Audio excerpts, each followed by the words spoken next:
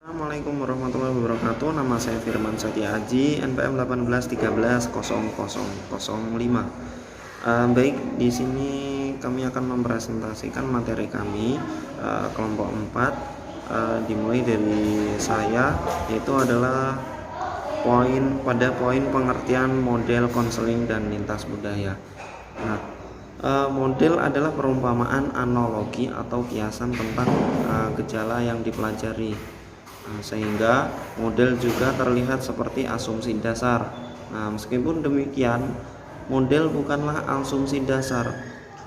Model merupakan dapat dibedakan menjadi dua, yakni yang pertama yaitu adalah model utama, primary model, dan yang kedua yaitu adalah model pembantu. Nah, model bisa berupa kata-kata uraian maupun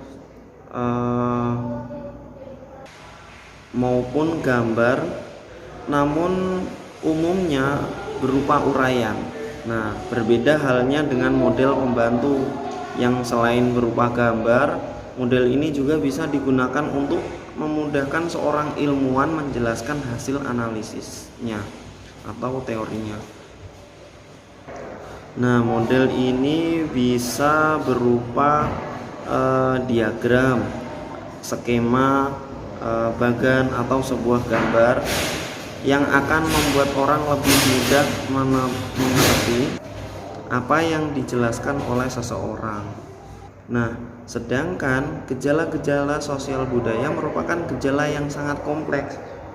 Nah, oleh karena itu diperlukan adanya model-model yang akan berfungsi menyederhanakan kompleksitas. Nah, agar keseluruhan gejala dapat dirangkum, dapat diketahui unsur-unsur gejala-gejala yang kemudian dapat dipelajari dengan cara tertentu. Nah, dalam kaitannya dengan penelitian ini yang akan dikembangkan model layanan bimbingan konseling lintas budaya melalui aktivitas problem solving, dan model layanan bimbingan konseling lintas budaya melalui metode model-model di bawah ini. Nah, mungkin sekian dari saya, akan dilanjutkan oleh rekan saya kembali. Ya, baik, saya akan menunjukkan presentasi dari pemateri yang pertama. Nah, yang kedua ini adalah model-model konseling lintas budaya.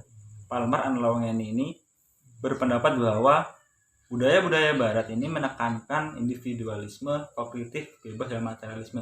Nah, sedangkan budaya timur ini menekankan pada komunalisme, emosional, determinisme, dan spiritualisme. Nah, Palmer and Longeni ini membagi menjadi 3 model konseling lintas budaya.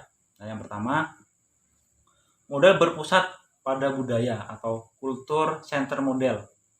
Nah, seperti yang sudah saya katakan tadi bahwa Palmer ini berpendapat bahwa budaya-budaya barat ini menekankan individualisme, kognitif, dan materialisme, sedangkan budaya timur menekankan pada komunalisme, emosional, determinisme, dan spiritualisme. Nah, konsep ini bersifat kontinum dan tidak dikotomis, artinya konsep-konsep tadi itu saling keterkaitan atau serangkaian. Nah, dari konsep ini tidak dapat dipisahkan menjadi satu bagian. Nah, kenapa dikatakan di kontinum? Karena tadi tidak dapat dipisahkan seperti itu. Dan yang selanjutnya yaitu pengajuan model bersumber pada budaya yang didasarkan pada suatu kerangka pikir atau framework korespondensi budaya konselor dan konseli. Nah, diyakini sering kali terjadi ketidaksejalan antara asumsi konselor dengan kelompok konseli tentang budaya, bahkan dalam budayanya sendiri. Artinya di sini konselor memiliki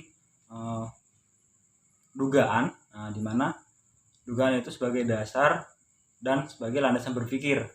Nah, biasanya dugaan, pemikiran, prediksi, dengan kata lain sesuatu yang dipikirkan oleh individu itu belum diketahui kebenarannya. Nah, yang selanjutnya itu yakni konseli tidak mengerti keyakinan-keyakinan budaya yang fundamental. Konselor demikian pula tidak memahami keyakinan-keyakinan budaya konselinya. Artinya di sini konselor balik baik konselor itu tidak mengerti keyakinan-keyakinan yang mendasar atas budayanya seperti itu. Dan yang kedua yaitu model integratif atau integratif model. Nah, apa sih model ini? Nah, berdasarkan uji coba terhadap orang kulit hitam di Amerika, Jonas Palmer and Longany 2008 ini merumuskan 4 kelas variabel. Ya, variabel apa saja sih? Nah, variabel sebagai satu panduan. Nah, konseptual dalam konseling model integratif, yakni sebagai berikut. Ada 4. Yang pertama, reaksi terhadap tekanan-tekanan rasial. Apa sih artinya? Suatu penekanan pada ras. Nah, istilah ini sering digunakan untuk menekankan adanya perbedaan sosial budaya antar ras seperti itu. Dan yang kedua yaitu pengaruh mayoritas atau influence of the majority culture. Apa sih? Nah, perilaku sejumlah besar orang yang mempengaruhi perilaku kelompok tersebut kepada kelompok yang lebih kecil. Nah, yang ketiga yaitu pengaruh budaya tradisional, influence of traditional culture. Nah, di sini pengalaman yang memfasilitasi individu untuk berkembang secara baik secara yang disadari atau tidak. Seperti itu. Yang keempat yaitu ada pengalaman dan anugerah individu keluarga, individual and family experience and endorsement. Apa sih ini? Pengalaman yang dimiliki oleh individu mengenai budaya dan pengetahuan yang luas yang dimiliki individu tersebut. Dari pengalaman tersebut atau pengetahuan tersebut itu nanti bisa ditambahkan oleh lingkungan keluarga. Artinya lingkungan keluarga pun menekankan, oh ini loh budaya kita seperti itu. Ya baik, presentasinya selanjutnya akan dilakukan oleh pemateri yang berikutnya. Sekian dari saya. Assalamualaikum warahmatullahi wabarakatuh. Nama saya Yudiniyawati. Saya akan melanjutkan presentasi dari saudara Handi, yaitu model-model konseling lintas budaya. Yang ketiga, model etnomedikal. Model ini pertama kali diajukan oleh Ahmad dan Fraser tahun 1979, yang dalam perkembangannya dilanjutkan oleh Aladin tahun 1993. Model ini merupakan alat konseling transstruktural yang berorientasi pada paradigma memfasilitasi dialog terapeutik dan meningkatkan sensitivitas transstruktural. Pada model ini menempatkan individu dalam konsepsi sakit dalam budaya dengan 9 model dimensional sebagai kerangka pikirnya. Yang A, konsepsi sakit, Skinner's conceptual. Seseorang dikatakan sakit apabila di sini terdapat 4. Yang pertama, melakukan penyimpangan norma-norma budaya. Yang kedua, melanggar batas-batas keyakinan agama dan berdosa. Yang ketiga, melakukan pelanggaran hukum. Yang keempat, mengalami masalah interpersonal. Jadi di keempat ini itu tidak boleh di 4 ini tidak bisa dilakukan karena akan dikatakan sakit. Lalu yang B, causal atau holding value. Di sini terdapat 4. Yang pertama, menjelaskan model healing yang dilakukan dalam konseling. Jadi sebelum melakukan konseling, seorang konselor dan konselinya seorang konselornya menjelaskan model healing terlebih dahulu yang akan mereka lakukan dalam konseling. Yang kedua, mengembangkan pendekatan yang cocok dengan keyakinan konseling. Yang ketiga, menjadikan keyakinan konseling sebagai hal familiar bagi konselor. Yang keempat, menunjukkan bahwa semua orang dari berbagai budaya perlu berbagi share tentang keyakinan yang sama. Jadi kalau mereka itu dari keyakinan yang berbeda, mereka akan menyatukan keyakinan mereka demi kelancaran konseling tersebut. Yang C, kriteria sehat. Pribadi yang sehat adalah seseorang yang harmonis antara dirinya sendiri dengan alamnya. Artinya, fungsi-fungsi pribadinya adaptif dan secara penuh dapat melakukan aturan-aturan sosial dalam komunitasnya. Itu terdapat 4.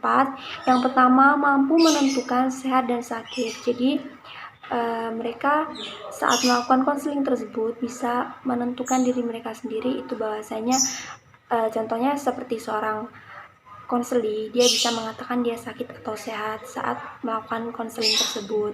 Yang kedua, memahami permasalahan sesuai dengan konteks. Jadi, seorang konselor bisa memahami masalah yang sedang dialami oleh konseli tersebut saat konseli tersebut menceritakannya sesuai dengan konteksnya. Apabila konteksnya itu berkaitan dengan kesedihan, jadi seorang konselornya ini bisa menyesuaikan. Yang ketiga, mampu memecahkan ketidakberfungsian interpersonal. Yang keempat, menyadari dan memahami budayanya sendiri. Jadi mereka kan dari budaya yang berbeda nih. Jadi mereka menyadari dan memahami budayanya mereka sendiri-sendiri, sehingga tidak menyinggung dari budaya satu sama lain, seperti itu. Lalu yang D, body function belief. Perspektif budaya berkembang dalam kerangka pikir lebih bermakna sosial dan okupasi. Konseli semakin membaik dalam kehidupan sehari-hari. Muncul intrapsikis yang efektif pada diri konseli. Yang E, hal perspektif efficiency belief. Ini merupakan implementasi pemecahan masalah dengan pengarahan atas keyakinan yang sehat dari konseli. Oke, segitu presentasi dari saya, akan dilanjutkan oleh pemateri selanjutnya. Terima kasih. Dia bisa mengatakan dia sakit atau sehat saat melakukan konseling tersebut. Yang kedua, memahami permasalahan sesuai dengan konteks. Jadi, seorang konselor bisa memahami masalah yang sedang dialami oleh konseli tersebut saat konseli tersebut menceritakannya sesuai dengan konteksnya. Apabila konteksnya itu berkaitan dengan kesedihan, jadi seorang konselornya ini bisa menyesuaikan. Yang ketiga, mampu memecahkan ketidakberfungsian interpersonal. Yang keempat, menyadari dan memahami budayanya sendiri. Jadi mereka kan dari budaya yang berbeda nih. Jadi mereka menyadari dan memahami budayanya mereka sendiri-sendiri, sehingga tidak menyinggung dari budaya satu sama lain, seperti itu. Lalu yang D, body function belief. Perspektif budaya berkembang dalam kerangka pikir lebih bermakna sosial dan okupasi. Konseli semakin membaik dalam kehidupan sehari-hari. Muncul intrapsikis yang efektif pada diri konseli. Yang E, hal perspektif efficiency belief.